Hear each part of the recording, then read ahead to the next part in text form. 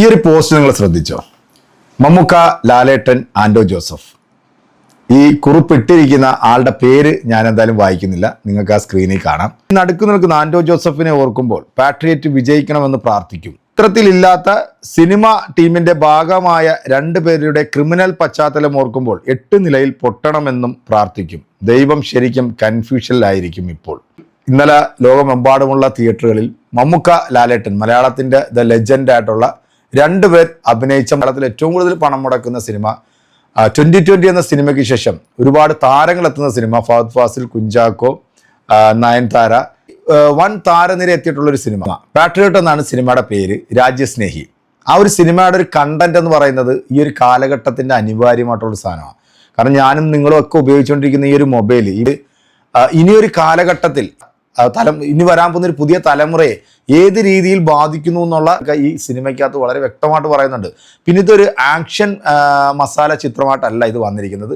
കാരണം അവർ ആ ഒരു കണ്ടന്റിനാണ് പ്രാധാന്യം നൽകിയിരിക്കുന്നത്. സിനിമ 5 രാജ്യങ്ങളിലായിട്ടാണ് ചിത്രീകരിച്ചത്. അസർബൈജാൻ, അതുപോലെ തന്നെ UK എയർപോർട്ടിലൊക്കെയാണ് ഇതിന്റെ ചിത്രീകരണം. അപ്പം അത്രത്തോളം പണം വാരി എറിഞ്ഞിട്ടാണ് അവർ ഈ ഒരു സിനിമ നിർമ്മിച്ചിരിക്കുന്നത്. ലാലേട്ടൻ മമ്മൂക്ക കോംബോയിൽ 18 വർഷത്തെ ഇടവേളയ്ക്ക് ശേഷമാണ് ഈ ഒരു സിനിമ തിയേറ്ററിലേക്ക് എത്തുന്നത്. അപ്പോൾ ഈ ഒരു സിനിമ കാണുമ്പോൾ ഇവർക്കൊക്കെ ഈ പറയുന്ന ഈ മാധ്യമ വെട്ടവളിയന്മാരായിട്ടുള്ള ഇവർക്കൊക്കെ ചില പ്രത്യേക നടന്മാരോടുള്ള ഒരു ദേഷ്യവും വൈരാഗ്യമൊക്കെ ഉള്ളിലുണ്ടാകും. അപ്പോൾ ഈ ചിത്രത്തിൽ ഇല്ലാത്ത 2 ക്രിമിനൽ പശ്ചാത്തലമുള്ള ആളെന്ന് ഇയാൾ ഉദ്ദേശിച്ചത് ആരെയാണ് എന്നുള്ളത് നമുക്ക് ഊഹിക്കാവുന്നേ ഉള്ളൂ അല്ലേ. അപ്പോൾ മമ്മൂക്കാട് ഇതിനു മുമ്പുള്ള സിനിമകൾ, ഈ പുഴു എന്ന സിനിമ ഇറങ്ങിയ സമയത്ത് റത്തീനാടെ കെട്ടിയവനെ കൊണ്ടുവന്ന് ചാനലിനകത്ത് ഇരുത്തിയിട്ട് തെമ്മാടിത്തരം പറഞ്ഞിട്ടുള്ള ഒരാൾ. പിന്നെ ഈ പറയപ്പെടുന്ന മാധ്യമ പ്രവർത്തകന് ഒരു ക്രിമിനൽ പശ്ചാത്തലവും ഇല്ല. 100% സത്യസന്ധമായ വാർത്തകൾ മാത്രം സംപ്രേഷണം ചെയ്യുന്ന ഒരു വ്യക്തിയാണ്. ഇദ്ദേഹത്തിന് യാതൊരുവിധ തരത്തിലുള്ള കറപ്ഷൻസോ അങ്ങനെ ഒന്നുമില്ലാത്ത എന്താ ഒരു ക്രിസ്റ്റൽ ക്ലിയർ ആയിട്ടുള്ള മാധ്യമ പ്രവർത്തകൻ എന്ന് വേണമെങ്കിൽ നമുക്ക് വിശേഷിപ്പിക്കാം. അത്തരത്തിലുള്ള ഒരാൾ ഇതൊക്കെ പറയുമ്പോഴത്തേക്ക് നമ്മളത് കേൾക്കാതെ പോകരുതല്ലേ. സിനിമ കാണാതെ ഈ സിനിമയെ കുറിച്ചിട്ട് മറ്റുള്ളവർ പറയുന്ന കേട്ടിട്ടുള്ള ഒരു അഭിപ്രായമായിട്ട് ഇങ്ങനെ വന്നിട്ടുണ്ട്. നമുക്ക് ആ വീഡിയോ ഒന്ന് കണ്ടു നോക്കാം. എന്താണ് ലവന്റെ മോങ്ങൽ എന്നുള്ളത്. നമസ്കാരം. ആടുജീവിതം, എമ്പുരാൻ എന്നീ 2 സിനിമകൾക്ക് ശേഷം ഒട്ടേറെ ബഹളങ്ങളോടെ റിലീസ് ചെയ്ത സിനിമയാണ് പേട്രിയറ്റ്. അത് ഇന്നലെ റിലീസ് ചെയ്യുന്നതിന് മുൻപ് ഒരുപാട് പ്രചരണങ്ങൾ നടന്നിരുന്നു. 18 വർഷത്തിന് ശേഷം മമ്മൂട്ടിയും മോഹൻലാലും ഒരുമിച്ച് അഭിനയിക്കുന്ന സിനിമ എന്നത് തന്നെയാണ് അതിന്റെ പ്രധാന ആകർഷണം. ഫഹദ് ഫാസിൽ, കുഞ്ചാക്കോ ബോബൻ, നയൻതാര തുടങ്ങിയവരൊക്കെ ഇതിൽ അഭിനയിക്കുന്നു. 150 കോടിയോളം രൂപ ചെലവാക്കി എന്നാണ് റിപ്പോർട്ടുകൾ സൂചിപ്പിക്കുന്നത്. മലയാള സിനിമാ ലോകത്തെ മഹാസംഭവം എന്ന തരത്തിൽ ഇത് അവതരിപ്പിക്കപ്പെട്ടു. സിനിമയുടെ പ്രൊമോഷന് വേണ്ടി പ്രകാശ് വർമ്മ സംവിധാനം ചെയ്ത മമ്മൂട്ടി, മോഹൻലാലും അടക്കമുള്ള സകല നടീനടന്മാരും ഉൾപ്പെടുന്ന ഒരു വലിയ ഷോയൊക്കെ ഇറക്കിയിരുന്നു. എല്ലാ ചാനലുകളും സിനിമയ്ക്ക് വേണ്ടി സമയം മാറ്റിവെച്ചു. മമ്മൂട്ടിയുടെ രോഗാവസ്ഥ മൂലം ഈ സിനിമയുടെ ഷൂട്ടിംഗ് നീണ്ടുപോയതൊക്കെ വലിയ വാർത്തയായിരുന്നു. ഒടുവിൽ ചികിത്സയ്ക്ക് ശേഷം തിരിച്ചു വന്ന മമ്മൂട്ടി ആദ്യം സമയം കണ്ടെത്തിയത് ഈ സിനിമ പൂർത്തിയാക്കാനാണ്.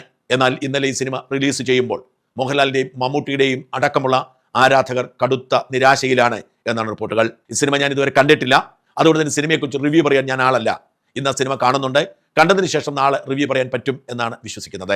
എന്നാൽ ഫീൽഡിൽ നിന്ന് റിപ്പോർട്ടുകൾ സൂചിപ്പിക്കുന്നത് ഈ സിനിമ 8 നിലയിൽ പൊട്ടിക്കൊണ്ടിരിക്കുന്നു എന്നാണ്. ഓർക്കണം, വെള്ളിയാഴ്ച റിലീസ് ചെയ്ത സിനിമ ഈ വെള്ളി, ശനി, ഞായർ ദിവസങ്ങളിൽ കൂടുതൽ സ്ക്രീനുകളിലേക്ക് വ്യാപിപ്പിച്ച് വിജയിക്കേണ്ടതാണ്. 300 സ്ക്രീനുകളിലാണ് ഇന്നലെ സിനിമ റിലീസ് ചെയ്തത്. എന്നാൽ ഇന്ന് മിക്ക തിയേറ്ററുകളും സ്ക്രീനുകളുടെ എണ്ണം വെട്ടിക്കുറയ്ക്കുന്നു എന്നാണ് എന്നോടൊരു തിയേറ്റർ ഉടമ പറഞ്ഞത്.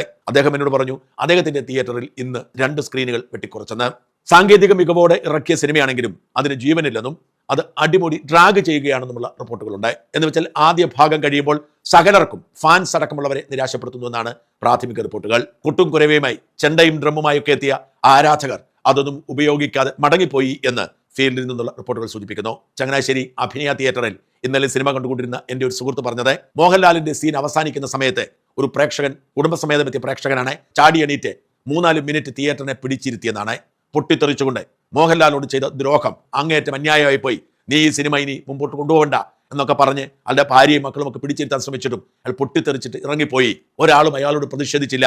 എല്ലാവരും നിശബ്ദരായി ഇരുന്ന് അയാളുടെ വികാരം പങ്കുവെച്ചെന്നാണ്. ഇത്തരത്തിൽ പലയിടങ്ങളിലും മമ്മൂട്ടി, മോഹൻലാൽ ഫാൻസ് തമ്മിൽ ഭിന്നതയുണ്ടായി എന്ന് റിപ്പോർട്ടുകളുണ്ട്. 2 ഫാൻസും നിരാശരാണത്രേ.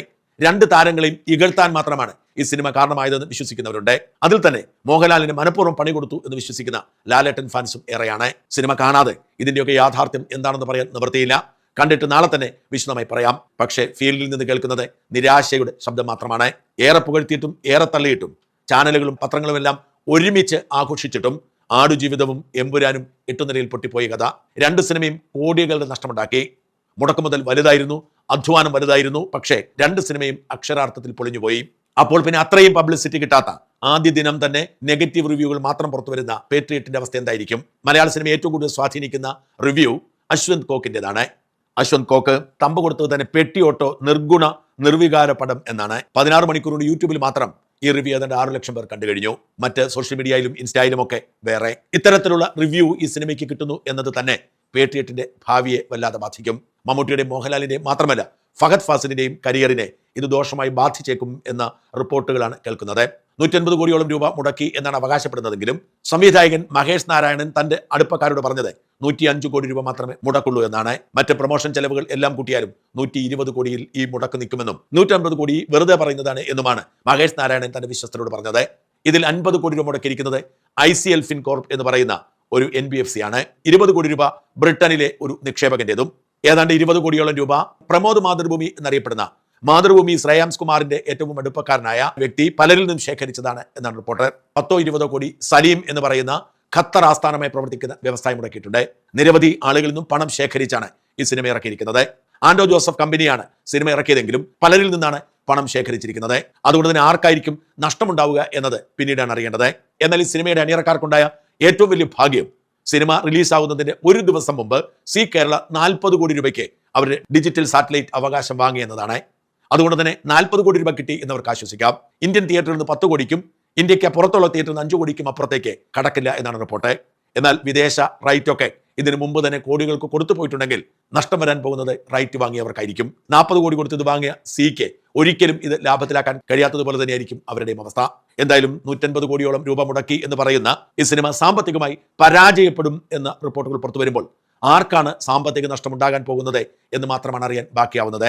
എന്തായാലും ഈ സിനിമയെക്കുറിച്ച് പുറത്തു കേൾക്കുന്ന വാർത്തകളൊക്കെ ശരിയാണോ, ആ സിനിമ എങ്ങനെ എന്നതിനെക്കുറിച്ച് നാളെ ഞാൻ അതായത് ഇനി മലയാള സിനിമയില് മമ്മൂക്ക, ലാലേട്ടൻ, ഫഹദ് ഫാസിലിനെ പോലുള്ള ആൾക്കാരൊന്നും ഇനി ഉണ്ടാകത്തില്ല, ഇല്ല എന്ന് പറഞ്ഞത്. പിന്നെ അശ്വന്ത് കോക്കിന്റെ റിവ്യൂ എന്ത് നിലവാരമുള്ള ഒരു മാധ്യമ പ്രവർത്തകൻ എന്നാണ് ഇയാളെയൊക്കെ നമ്മൾ വിളിക്കുക. സത്യത്തിൽ ആ ഒരു സിനിമ കാണാതെയാണ് ഇയാളിപ്പം അവിടുന്ന് പറഞ്ഞു ഇവിടുന്ന് പറഞ്ഞു മറ്റവർ പറഞ്ഞു എന്നൊക്കെ കേട്ടിട്ടാണ് ഇയാൾ ഈ വീഡിയോ ചെയ്യുന്നത്.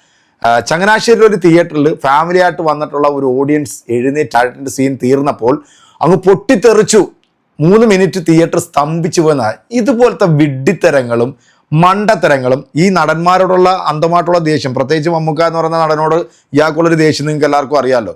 അദ്ദേഹത്തിന് ഒരു ഹെൽത്ത് ഇഷ്യൂസ് ഉണ്ടായപ്പോൾ ആദ്യം സോഷ്യൽ മീഡിയയിൽ വന്നിട്ട് തെണ്ടിത്തരം പറഞ്ഞിട്ടുള്ള ഒരു വൃത്തികെട്ട ഇയാളെന്ന് മാധ്യമ പ്രവർത്തനം എന്ന് നമുക്ക് പറയാനേ കൊള്ളത്തില്ല. പിന്നെ ഫാൻസുകാർ തമ്മിലുള്ള ഫൈറ്റ്, ഇതൊക്കെ സത്യം പറയാമല്ലോ ഇയാളൊക്കെ ഉണ്ടല്ലോ നിലവാരം കുറഞ്ഞ് സെപ്റ്റി ടാങ്കോളം അങ്ങ് അതിലും താഴേക്ക് പോയിട്ടുള്ള മാധ്യമ പ്രവർത്തകൻ എന്ന് പറയാതിരിക്കാൻ നിവൃത്തിയില്ല. പിന്നെ കറപ്ഷൻ ഇല്ല, ക്രിമിനൽ പശ്ചാത്തലങ്ങളില്ല, അല്ലെങ്കിൽ ഇദ്ദേഹത്തിനെതിരെ യാതൊരു തരത്തിലുള്ള കേസുകളോ അങ്ങനെ ഒന്നും ഇല്ലാത്ത വളരെ സത്യസന്ധനായിട്ടുള്ള ഒരു നിർഗുണ മാധ്യമ പ്രവർത്തകൻ എന്നൊക്കെ നമുക്ക് പറയാൻ പറ്റുന്നത്. തരം താഴെ പോലെ ഇതിലും തരം താഴല്ലേ. പാട്രിയറ്റ് എന്ന സിനിമ അതിൻ്റെ കഥ പറയുന്നത്, അതിൻ്റെ കണ്ടന്റ് എന്താണെന്നുള്ളത് ആ സിനിമ കണ്ട് തന്നെ എക്സ്പീരിയൻസ് ചെയ്യണം. കാരണം ഈ കാലഘട്ടത്തിൻ്റെ ഒരു അനിവാര്യം തന്നെയാണ്. ഇതൊരു കൊമേഴ്ഷ്യൽ ഒരു ആക്ഷൻ മസാല പാക്ക് അങ്ങനത്തെ ഒരു സിനിമ അല്ല ഇത്.